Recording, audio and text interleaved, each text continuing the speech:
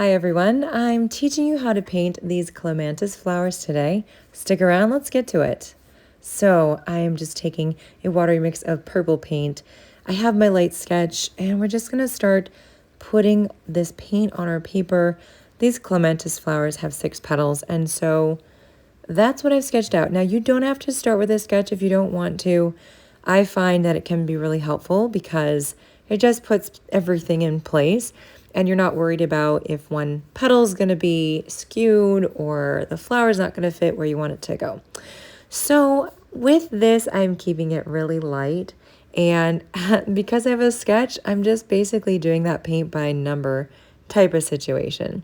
So here we have a clematis flower that is side facing, and you're only seeing just part of the petals because the other's on the other side, and they're covered up. Right now I'm just gonna take my pencil and add in a little bit more these squiggly lines. Sometimes you want to add to your sketch, that's okay. Sometimes you don't want to stay within your lines and you just want to expand, and that's okay as well. So I have a number 6 round, I should have told you that before. And I'm basically, for these little guys, using the shape of the brush and just creating those little petal shapes. And I am doing some C-curve shapes, but it's such a small petal and such a small composition that we're doing that you could even just take the brush and press it into your paper to get that same look, if that's what you want to do. You can make some of your petals darker and some lighter, as I've done here.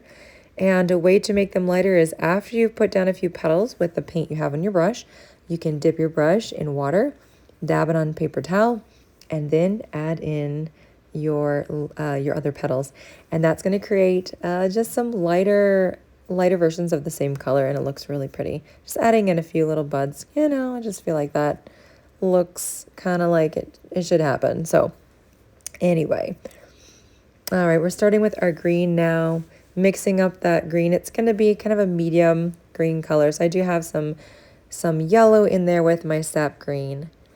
And we're just going to start, filling that in. Now, there's kind of some little, wonky branches, as you can see in my reference photo here. And so I've said this before, if your hand shakes, no worries, because it's going to create some more interest. You don't want your leaves and your sticks to be so straight anyway. It's just not going to look realistic. And I don't know, I think it's kind of boring just to be very like symmetrical with your paintings and all the things. So we're just adding in our leaves. These are C-curve shapes. You do a C to the left, a C to the right, and fill it in. If you're paying attention to how I'm doing these, I'm just lightly making those lines on either side and filling in. If you wanted, you could put more pressure on your brush and really press down, and you will get a fatter brush stroke that you might not even have to fill in the middle. All right, I've got some brown on my brush. We're just going to start filling in our stem, because on our reference photo, although we have these lovely green leaves, which of course I've done lighter than in the picture, you can do what you want. The stem definitely is brown.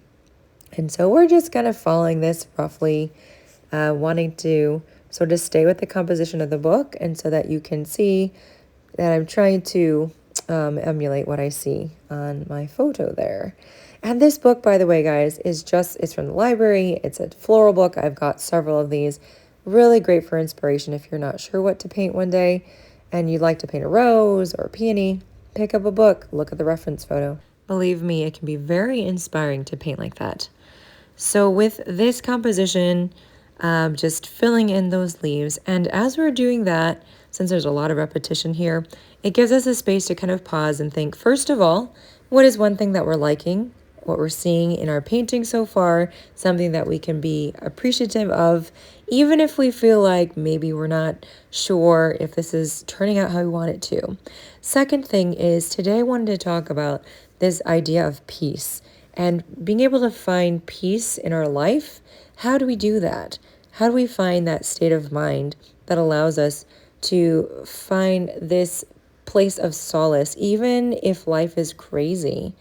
And one thing I would say for finding peace is, again, I talk about that narrative in your head a lot. If you haven't heard me talk about it, we'll definitely look at more videos. I like to say that there's always this little negative thought that's attached to most of the negative things that happen to us. And it's usually, it's not realistic. it's overly negative, and it's the worst case scenario. And that does not bring us peace. It's the opposite of that. And when we're starting to feel like that in our painting and in our lives, I encourage you to stop, even picture a stop sign and say, hey, stop. What is really real? What is true right now? And how can I change this unrealistic thought in my head? And if it's your painting and I don't feel like it's going well, I don't really like it, I'm adding in a little more dark purple here as I'm doing my florals.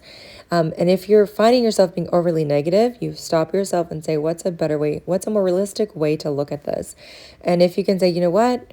Well, I'm putting paint on paper. I'm practicing. This is a win overall. I'm making sure to save some time for art. And if you can think that thought in your head, it reminds yourself not to be stressed or anxious or worried or doubtful about how things turn out. It can give you a sense of peace because the thought isn't overly extreme and it's not unrealistic. It's just reality. What it is. I'm doing this right now. I'm practicing. I'm learning. I'm getting better. And so that alone can bring a sense of peace. So let's go ahead and continue adding in our little leaves here. There's not a lot to say about them because they're all pretty similar, but I am making sure to keep some of them larger and some of them smaller. And you can even twist some of them around because some of them are side facing and you're not seeing the entire thing. But I'm really enjoying painting this. I love painting from a reference photo. And it does bring me a lot of peace, not only to create something like this, but to share it with you guys. Because my hope is that this will inspire you in some way, either to paint or share a painting, or share the love of painting with someone else. Sharing with others can also bring us a sense of peace. So I would encourage you, if you're finding a lot of stress in your life and that peace just isn't coming through, sit down and make a list of the good things that are going on in your life, and even the things that bring you peace in general. As your brain focuses on the good things and the peace automatically comes because your brain cannot focus on the bad stuff and the good at the same time. It's not possible. So sometimes you just gotta pull your brain by the bootstraps and say, listen, this is how we're gonna think today. All right, guys, I'm mixing up some thick yellow. I hope that makes sense, guys. Thick yellow for the middles. And we're just going to flick our brush and make some lovely paint marks here. And if you can't see it very well, then we might go ahead and do more saturated paint. We'll see how it turns out. Guys, I have to encourage you, if you are enjoying this video, please like it. Please subscribe to my channel and hit the notification bell if you haven't already so that you're notified every time I go live or I put up a new post or video. I appreciate that. All that stuff helps me out on my channel. And then also, leave me a comment below and let me know what is one thing that brings you peace in your life. I'd appreciate to hear your ideas. It helps to inspire me to keep moving forward as we're moving with these themes and learning together. So we've got some of our centers down. I'm using a liner brush if you're not familiar with it. It's almost 1 inch long. It's a wonderful, thin, and flexible brush that gives me the ability to make lovely thin lines in our leaves. And as you can see here, I'm just trying to make sure that those centers, I'm not blobbing on the paint, making sure that those centers have those lovely thin lines around. It just creates a nice look.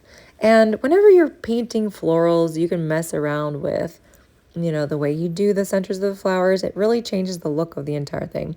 We're just doing some thicker purple lines, or sorry, not thicker, but more saturated purple lines as the clematis has. And that's one of those key features of this flower.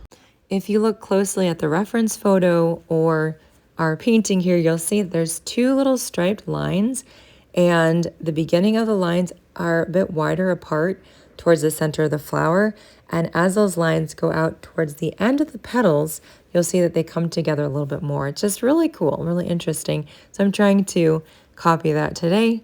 And hopefully, if anyone knows what a clematis flower is, which I honestly only learned about them recently, if they know, then when they see your painting, they'll definitely recognize it right away. And I want to remind you guys, if you haven't heard me say it before, that I teach watercolor on Patreon, which is a platform that allows me to offer bonus content that is strictly and exclusively for my patrons. It includes, I have exclusive tutorials for my subscribers. I also have live stream that I do monthly. There's art prints, digital files. I even just added a worksheet on self-care and art to create that ability to focus on how to care for yourself at the $9 level. But a lot of these others start at $2.50 a month. So check it out. The link is in the description of the video, and we have so much fun over there. Adding in some line details with our liner brush. And I would say don't worry about adding line details to every single leaf. I usually like to leave a few of them out so that it just looks more interesting. Otherwise, if you put the line details on everything, then it's just going to look, I feel like it looks kind of boring. Everything is the same. And sometimes you can even take your brush with some green paint. Instead of doing lines, you can just do some splotches. Or maybe you fill in just half of the leaf with a darker hue. Or while your leaf is still wet, you can actually poke in a little bit darker paint, which will create a nice shadow side wherever you put that, and a really nice blend. Now we're going to take our larger brush, dip it into that saturated paint, a little bit darker. We're just going to tap it on our painting. This is called adding splatter, if you don't know what that is. And I think it just adds a really nice magical touch to your floral painting and just makes it look really special. So now it's time to take off the tape. I did outline the painting before I am doing this now, just to give it a little border. I think it looks pretty. This could go on a greeting card, be a really sweet thing to give to someone else. Thanks for being here, guys. I will see you on the next video.